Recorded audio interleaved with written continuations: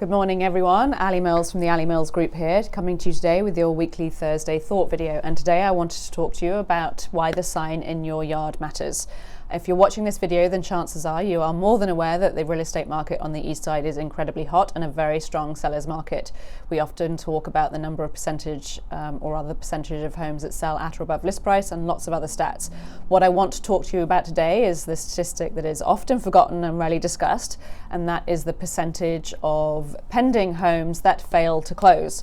Or to put it another way, the number of homes that go under contract but fall out of contract. And in October 2020, this was at a staggering 18%, or nearly 1 in 5 homes went under contract and came out of contract and had to be sold twice in order to get it to a successful close. We normally see this figure hovering somewhere around 12 to 15%. It's never at zero. I've never seen it as high as 18% in the time that I have been in the business. So it is a pretty high number. The reasons why a home will fall out of contract are many and varied, but the 3 most common are: buyer gets cold feet. It's happening at the moment. Buyers are facing an incredible amount of pressure to see homes quickly, spend not a lot of time in the home, generally only one showing of less than 30 minutes, and write an offer within a matter of days. So that often can lead to a little bit of buyer's regret within the first couple of days of going under contract. The second reason is that financing fails. That is happening more at the lower price points when buyers are having to, when down payments are lower, they're perhaps relying on 3, 5 or even 10% down payment versus 25% or above.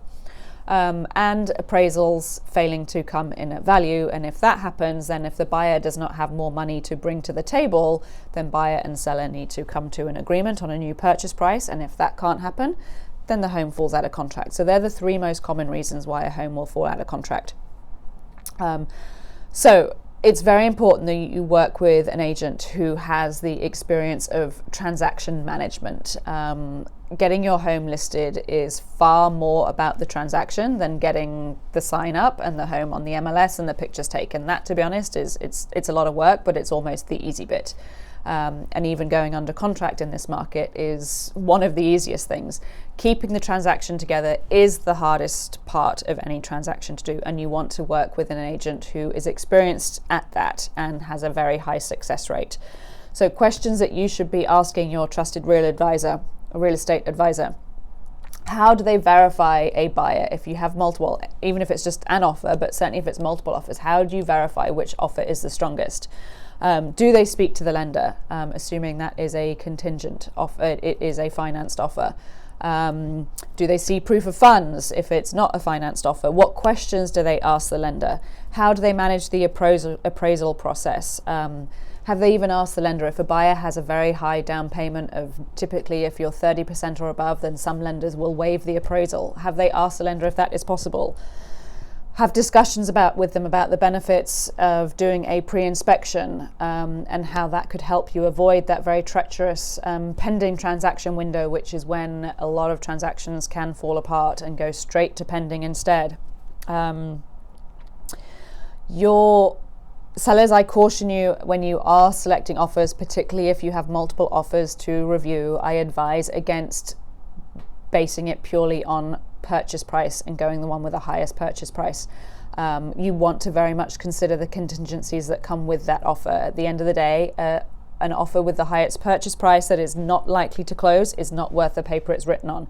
You want to select an offer that is solid and has a very high chance of closing. So please consider all the contingencies that come with any offer, and your agent should be able to guide you through those. So the sign in your yard really does matter. The agent you work with to list your house is incredibly important. I will leave you that in a recent survey conducted, the MLS brokers reported that they have far more confidence working with a Windermere broker on the other end of a transaction. In fact, it was 81% of brokers said that they would rather work with a Windermere broker on the other end of a transaction. So staggeringly high. We also, I think largely a result of that, have a 26% market share when representing sellers on the east side. And again, the reasons for that are many and varied, but I think it's largely due to the professionalism we bring to the table, the knowledge and the professional development we go through to make sure we're constantly up to speed and working in the best interests of our clients, and the fact that we put relationships first, and it's the relationships that lead to transactions. It's not all about the transaction. So hope this is helpful. As ever, if you have any questions, then please don't hesitate to reach out to me. I would love to hear from you. Comment below, follow me on Instagram, Facebook, you know where to find me. All right, have a great week. Take care. Bye.